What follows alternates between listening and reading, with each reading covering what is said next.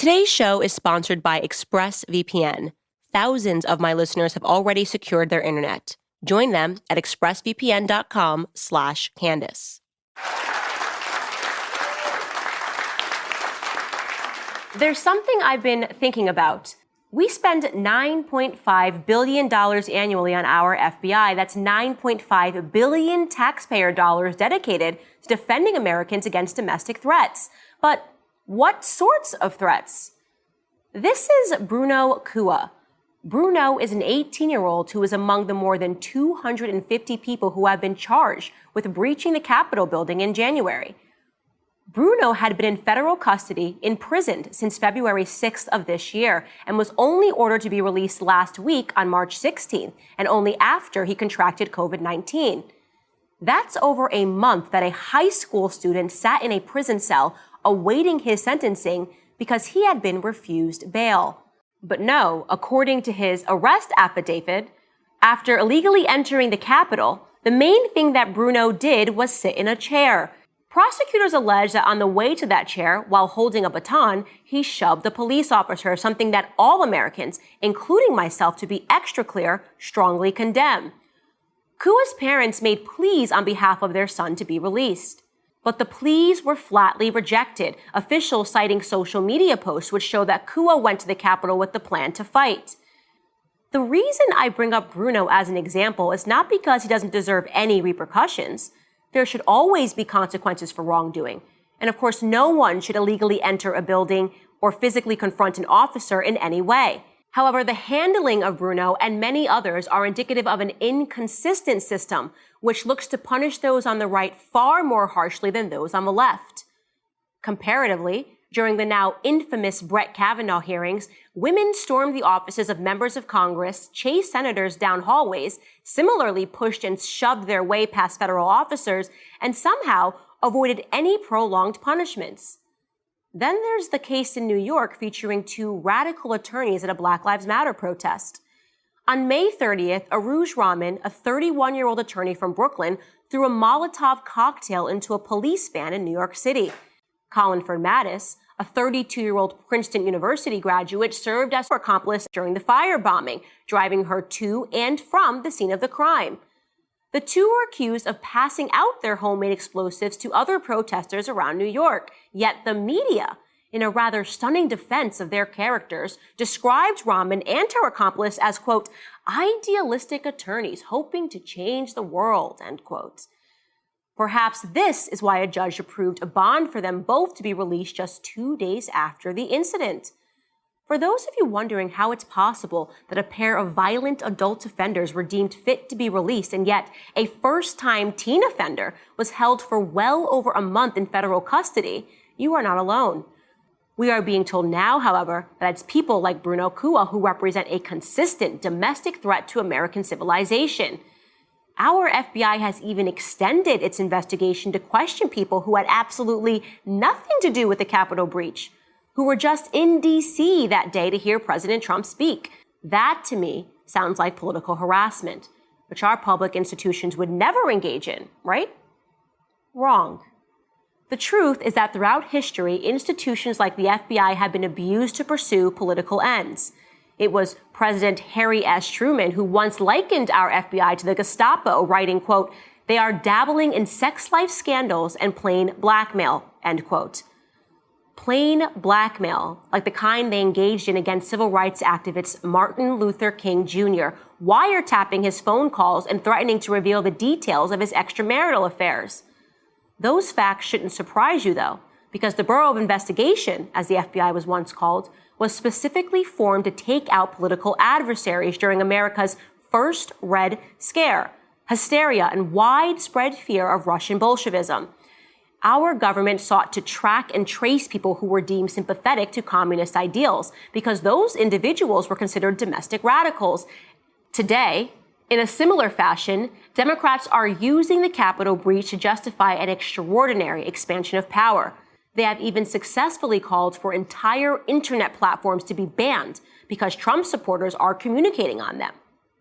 Welcome to the new Red Scare, except replace communist with conservative.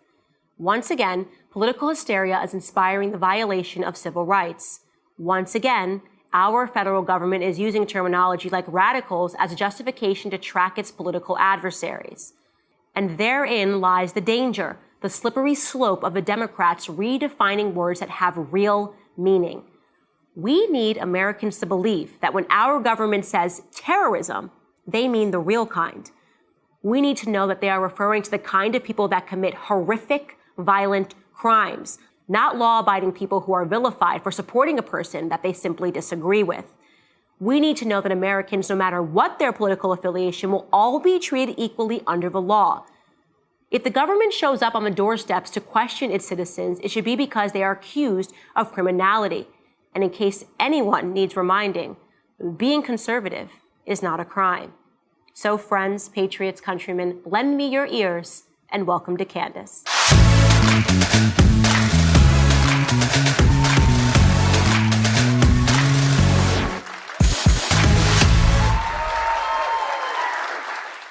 There's actually nothing more fun than reading an advertisement for a company that you had before they were advertising on your show, and that is literally my relationship with ExpressVPN.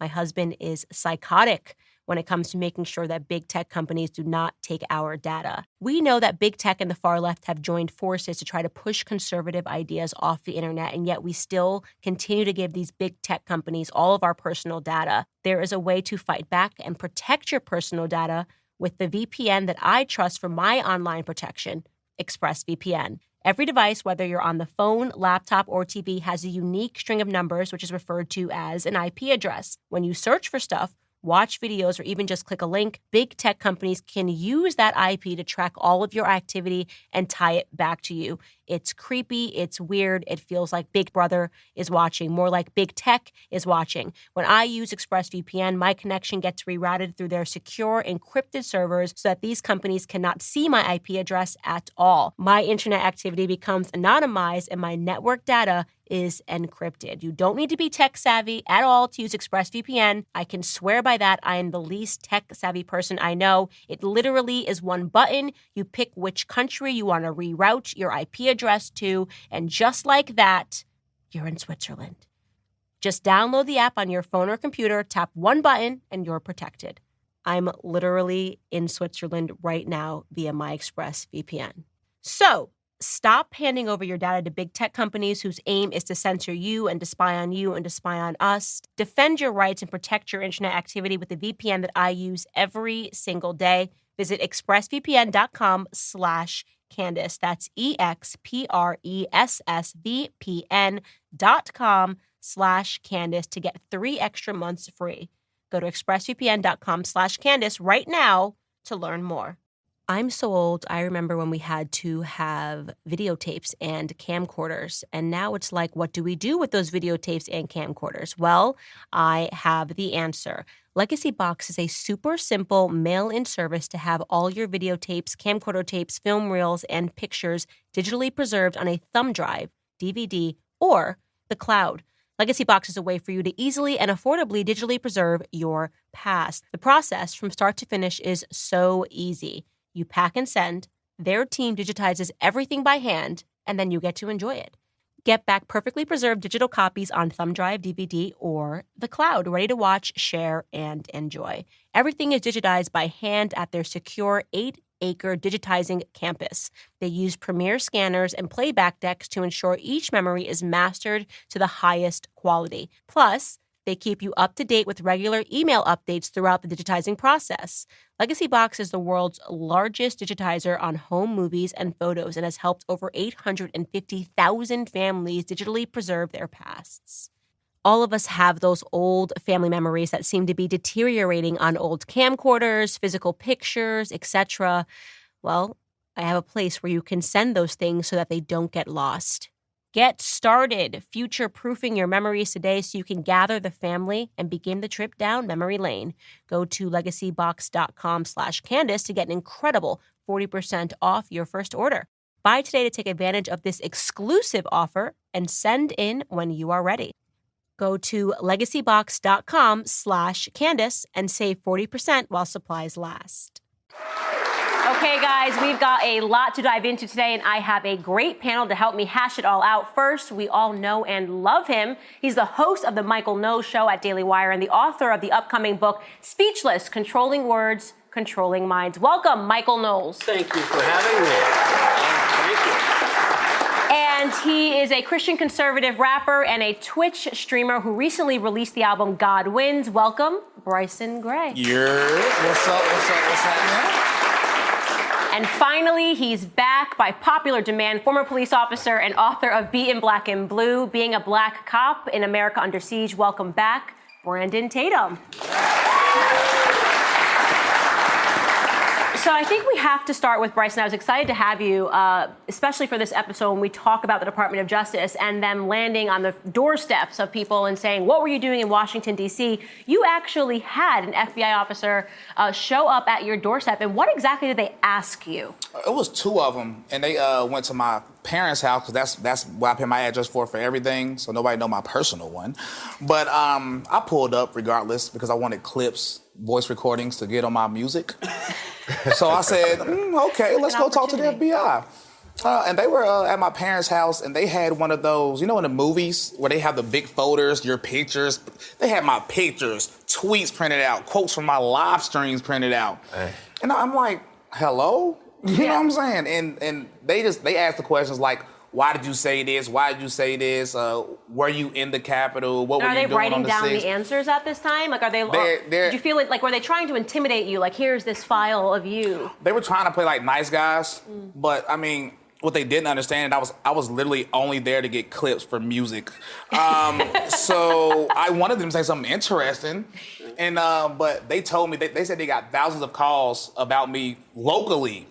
Of people saying, this is a Trump supporter, he loves guns, and he was at the Capitol. I want to mention that I have actually two friends from back home in Stamford, Connecticut, who similarly just went to hear the president speak, so had the FBI show up at their door and basically say to them, friends and people are saying that you were here this day and you're a Trump supporter, and made them answer, just saying, yes, I am a Trump supporter, yes, I did go hear the president speak. So I'm going to ask you, are we seeing sort of like the Red Scare 3.0 in America right now? Are we saying that it's a crime to be, is this McCarthyism, a crime to be a conservative? Yeah, I think it's much worse than McCarthyism, because this is bad, I guess would be my answer on that. Meaning, you know, in the 1950s, when we talk about the Red Scare or communism, the thing is, there really were communists working in the State Department. Alger Hiss at State, you had a number of Harry Dexter White at Treasury, a whole apparatus of people who were working for the Soviet Union, actually trying to subvert the government, overthrow the government, Communist Party members all over the place. People like to say that McCarthy was crazy, he was imagining things. He wasn't. I mean, there were real trials, there were real prosecutions. Now, what has changed is not this question of free speech or censorship or intimidation. All those things are always going to exist to varying degrees. The issue is that in the 1950s, you'd get canceled for being a communist who wanted to destroy your country. Today, you get canceled for being a patriotic American. Today, you get canceled for not being a communist who doesn't. You know, it's a very strange thing. If you wave the hammer and sickle in the 50s, that was a problem. Today, you wave the American flag, you're going to have the men in black at your door. I don't know where you have to go because you're a patriot. You think you'd be allowed to go home. And I think this is remarkable because we keep hearing them call this an insurrection. And yet, me, being a resident of Washington, D.C., we had so many similar episodes happen in the city, particularly during the Brett Kavanaugh hearings. Just nobody remember when these women stormed the Capitol. And actually, let's take a look at this clip.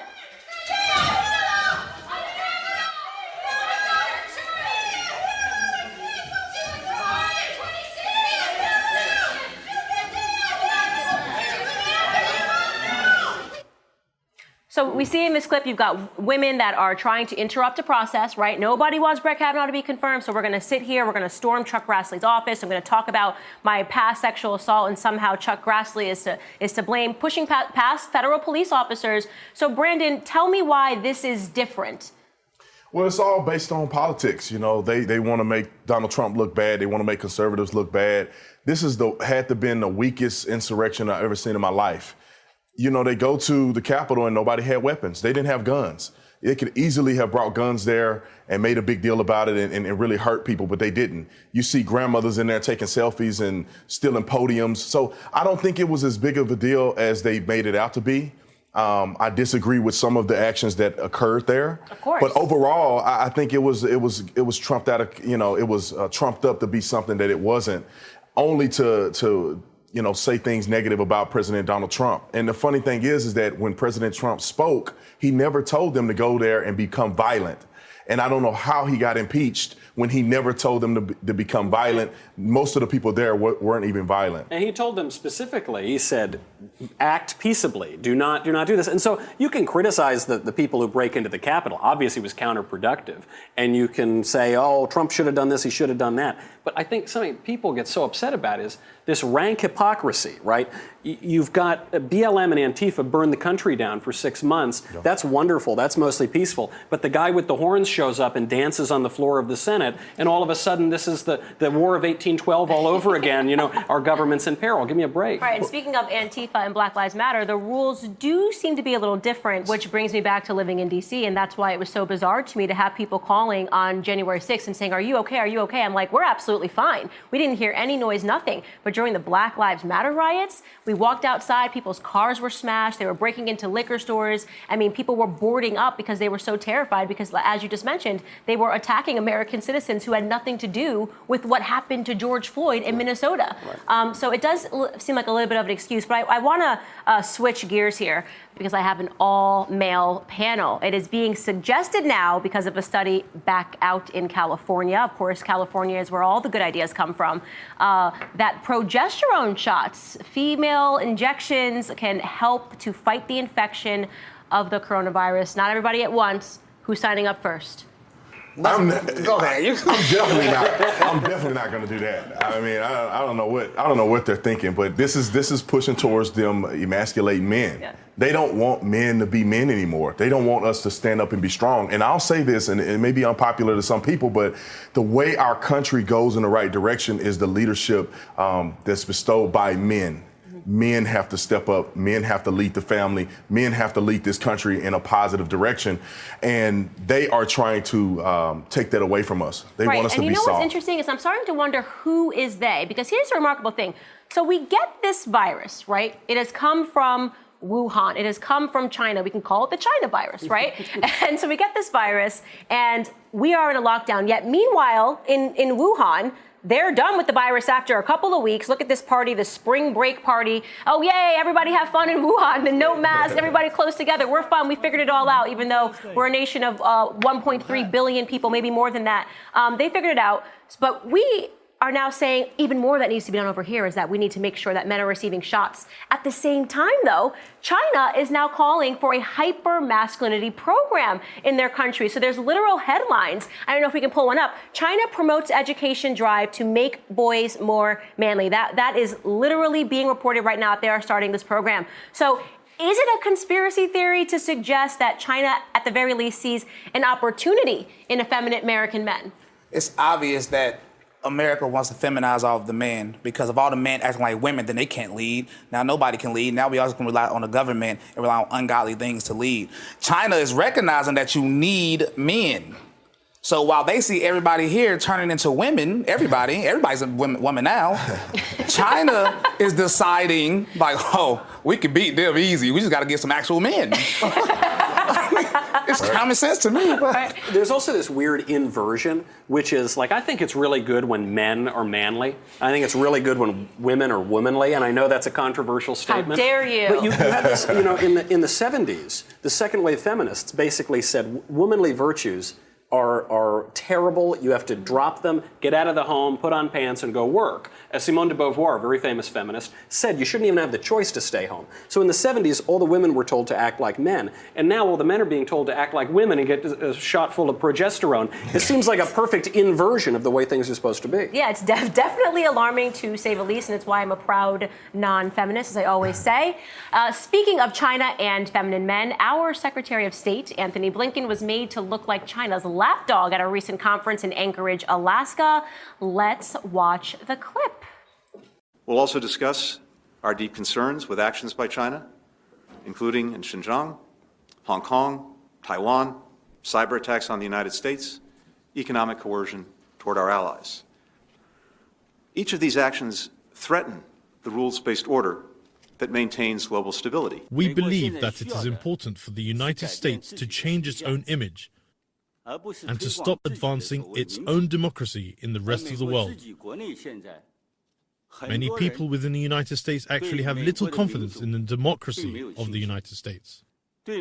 According to opinion polls, the leaders of China have the wide support of the Chinese people. The US does not represent the world. It only represents the government of the United States. Oh, well, I mean, at least, though, Anthony Blinken brought a woman with purple hair, which shows diversity, right, Mike? It does. I hate to confess to prejudice. I try to think I'm not a very prejudiced person. I do have a prejudice. If you show up to an international diplomatic function with purple hair, I am going to be very skeptical of what you have to say. Right. Call me a prejudice. And meanwhile, back at the White House, we have our senile in chief who's saying even calling it the China virus, we should maybe criminalize, right? I mean, so at the same time that China is going in there and they're basically making us look like fools, we have our president jumping through hoops to make sure that we don't offend them. What do you think about that, Bryson? I'm not shocked. You can't say illegal immigrant. You can't say China virus, even though it came from China. And it's like, what else is going to be banned next? To me, every time I look at things like that, it's what's next. Especially with Biden in office, he don't know what he's doing. He's falling upstairs. He don't know what's going on. So what's next is my view of it. Right. I absolutely agree. What do you think, Brandon? Yeah, I mean, Joe Biden is, I call him geriatric Joe. I mean, this guy is half dead. I mean, I think he's half dead. His body just haven't caught up to his dead brain. And he's not doing well. I mean, he's not a good sign of integrity. He's not a good sign of a strong man. He's a puppet. They're playing games with him. They just got him on the strings, making him do whatever they want him to do. Kamala Harris is probably the real president at this point. And it's sad to see our country go down like that. You know, I look at America and I think of strength. I think of courage. I was just with a Navy SEAL. And I look at the sacrifice that they've made. These men going over there and losing their lives to protect this country. I mean, heroic things that they're doing. And we are sitting up here putting up weenies, soft men who do not have courage enough to stand on their own principle. Joe Biden cannot stand on his own principle.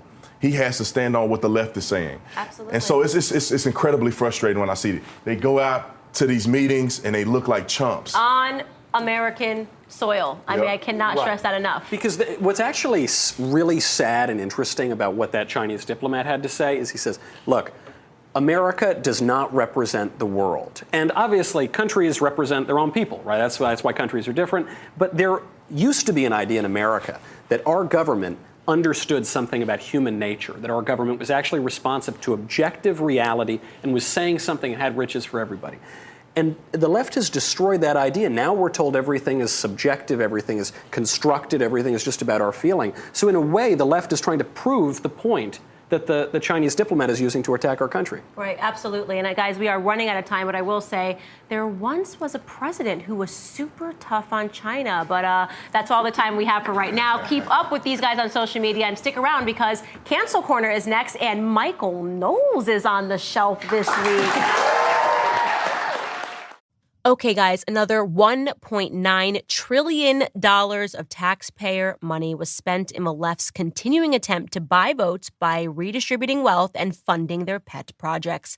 In the meantime, the national debt is rising like a hockey stick. The value of a dollar is teetering, and with it, your retirement account. So what is your plan? How are you going to protect your savings from the upcoming tidal wave of sure inflation? You should diversify, and you should diversify into gold and silver. Birch Gold Group is the industry leader in converting IRAs and eligible 401ks into IRAs backed by gold and silver tax-sheltered accounts. Or you can just purchase the physical gold to keep in your home safe. With the absurdity of the COVID-19 stimulus package, we have no idea where this economy is going, and so it really does just make good sense to have a little bit of your savings and investments in precious metals. Those are the things that do not change over time. Just text Candace to 484848 to receive a free info kit on precious metals IRAs or to speak with a Birch Gold representative today. With 10,000 customers, Birch Gold has an A+ rating with the BBB, countless 5-star reviews, and they can help protect your savings too. Text Candace to 484848 and get ahead of this economy that is being built on a house of cards.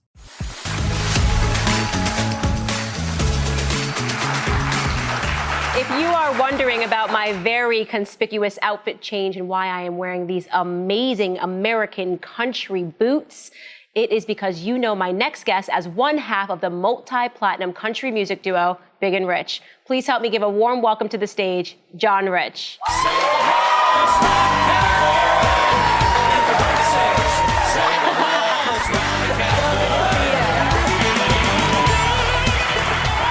Hello, Candace. So good to have you here. So I have to give everybody just an update and a little bit of backstory. So my husband last weekend says to me, we live in Nashville, we have to go buy a pair of boots, cowboy boots. You have to do it, right? Have to. So we go to this place, French's. We hear it's the best place ever. And my husband picks a pair, and I pick a pair. And the owner of the store comes up to me, or one of the workers at the store says, you know, this pair, these are made by John Rich. He seems like such a wonderful guy, but I've never met him. And I'm going, he's going to be on my show later this week. So now we have to go back and we have to bring John Rich. This guy's going to be so surprised. So guys, take a look at our journey to French's to buy me some cowboy boots. Okay, I will start with the hats because I did not get a hat and I wanted to get a hat. How do you decide? So you do what? Yeah, what material? So I'm a Texan, right? So like this hat, I've had this hat 10 years. So I get 100X Stetsons that you could literally run them over with a truck and they would just pop back out. But I don't know if they're selling 100Xs in here, but they got some really cool hats. So really you just kind of look at it and go, what speaks to you as a hat? But some people wear the leather hats. Like, how do I know which leather hat to put on my head? Okay, so some you people got never take them off, like Kenny Chesney. True. I assume he sleeps in his. Maybe. All right. You've got spring and summer coming. Okay. So generally that means you want a straw hat. Okay, I actually think I have a pretty good hat head. That's pretty good. That's a Jason Aldean, I think. Yeah, that's a Jason Aldean hat. Let me see. Yeah, you look like you'd shoot somebody. Yeah. So you got This all is kinds of Glenn. heels and Hey, Glenn. Hello. He's the one that was helping me with my boots before. Good to see you. How Yes, you doing, sir. buddy? Same here. Nice to see you. He told Good to me see you again. very good to see you. Yes. I was telling him how I literally looked at every boot and the one that I put on looked so cool, and you were like, you know who makes these boots? I've never met him before, but this guy, John Rich.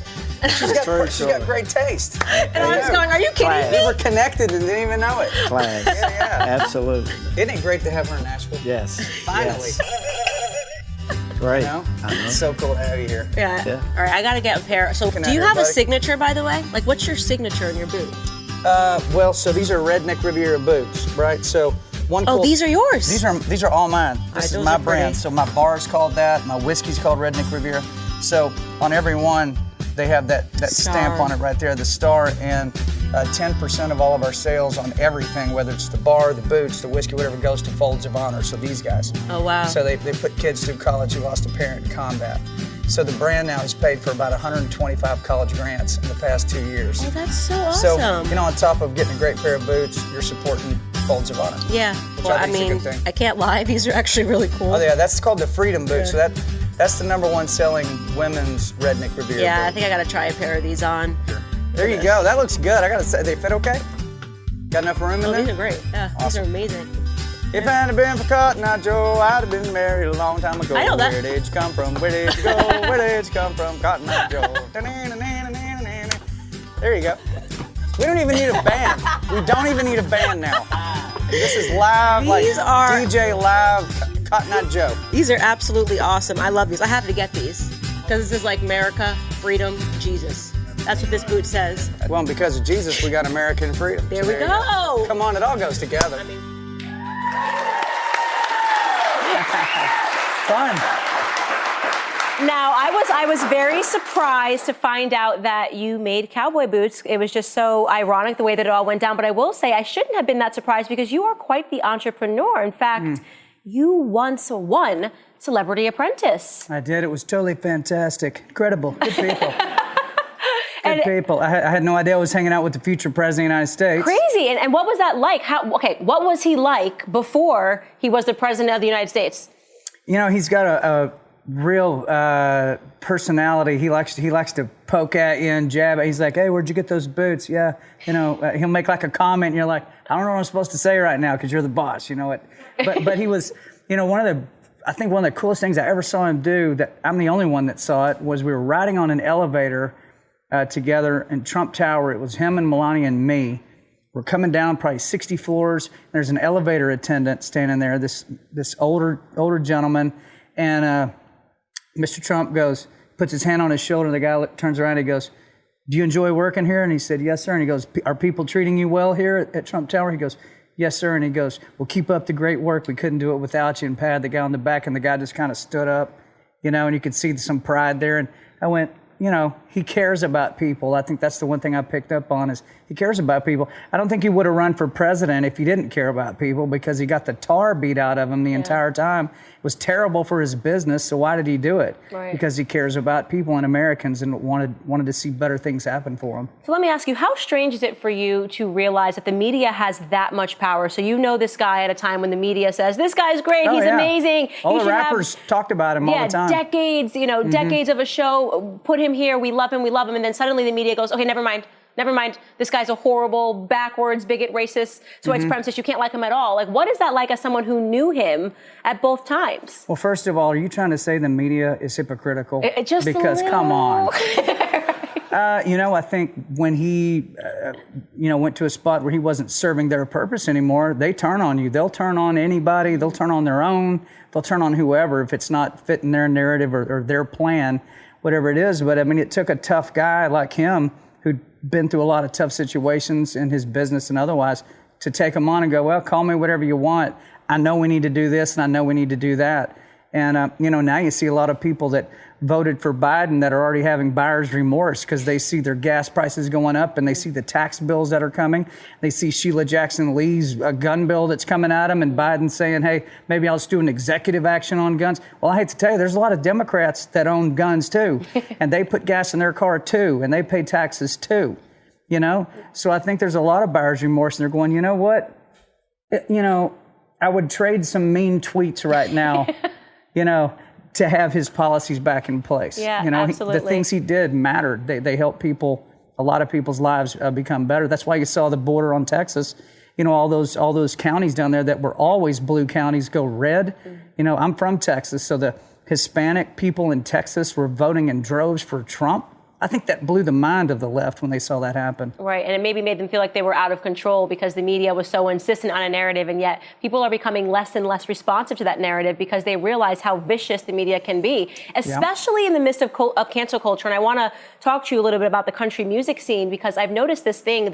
They canceled Morgan Wallen, who's a wonderful artist, twice in the same year. I think the first time it was because he didn't wear a mask somewhere, so, oh my God, he's breathing, he's got to be canceled. And the second time it was something more serious. He called a white friend of his the N-word. He came out and he apologized, as he should have done. But people say, that's not acceptable. We don't accept apologies around here. And actually, they then started going to everybody else in the country music world and saying, "You must make apologize, and everybody must come out and declare that they're not racist." And it just seemed so ridiculous to me. And you really had country music stars coming out and saying, "I'm sorry for that video that I shot 20 years ago that had a Confederate flag on the back of a pickup truck." Ew, ew, ew. I just was like, what is this? What do you make of that? Are there real racists? Absolutely. I've thrown some of them out of backstages before for saying things that I said, "Would you say that around Cowboy Troy?"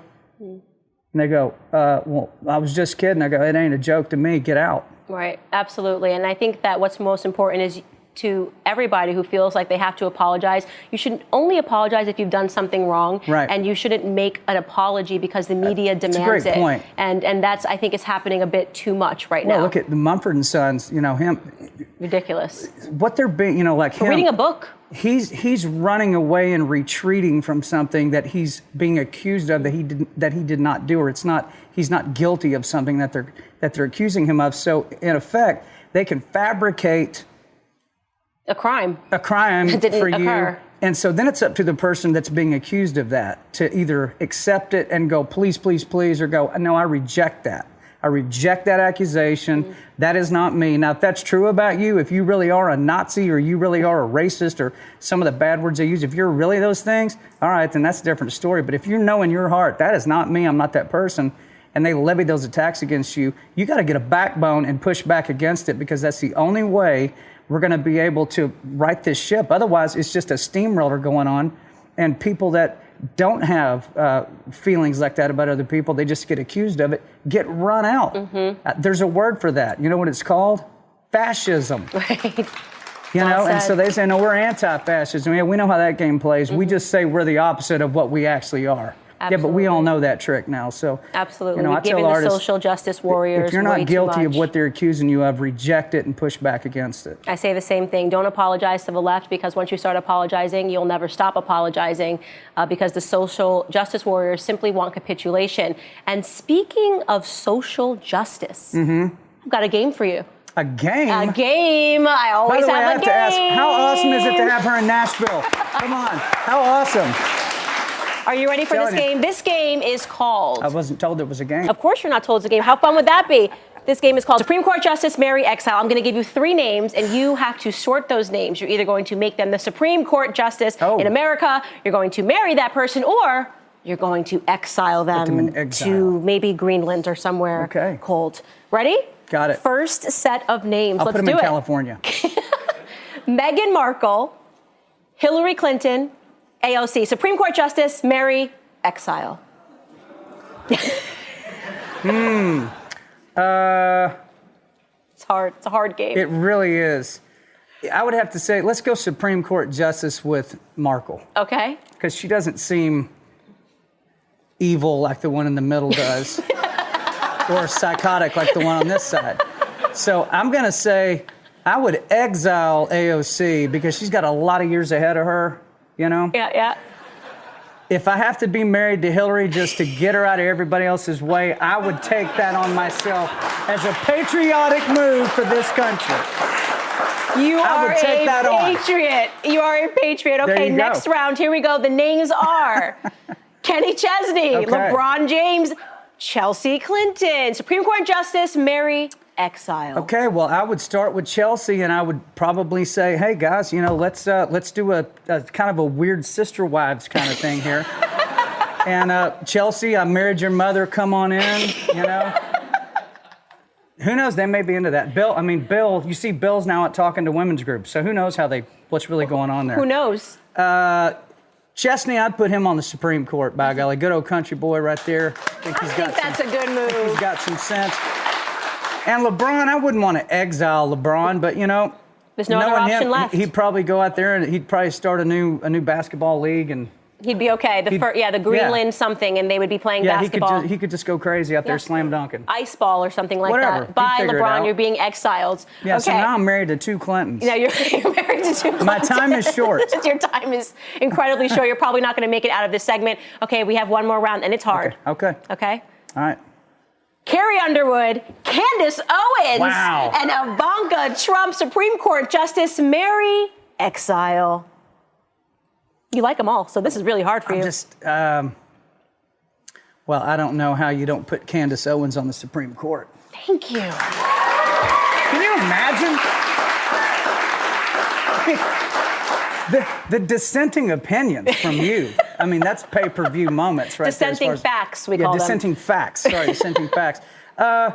Probably, I have to exile somebody. You got to exile someone and marry one. I would exile Carrie Underwood only so she could sing the national anthem as LeBron James was kicking off his exile basketball league. So well thought out. See, this is all coming together. It's really coming together. And then, of course, Jared would have to give me, he'd have to just let me live in the back room, but, marry the first daughter. So you're married to Ivanka Trump, Chelsea Clinton. Right. And Harry. Because Ivanka can whip both their asses with one arm behind her back. It's not even a problem. Right. She's this tall. Yeah, my money's on Hillary Clinton killing all of you.